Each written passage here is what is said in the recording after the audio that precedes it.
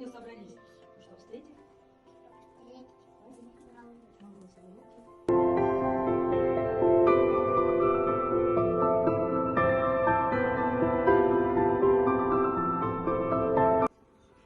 Балалар, кеттік, отправляемся в путь.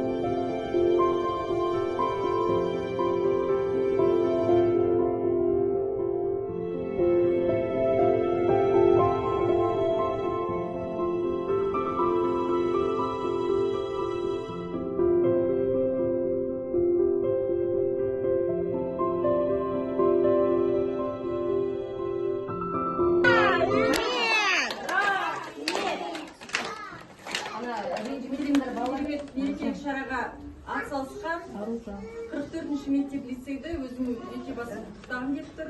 Алғысымды білдіргім келіп тұр. Наурыз мерекесімен шын жүректен құттықтаймыз.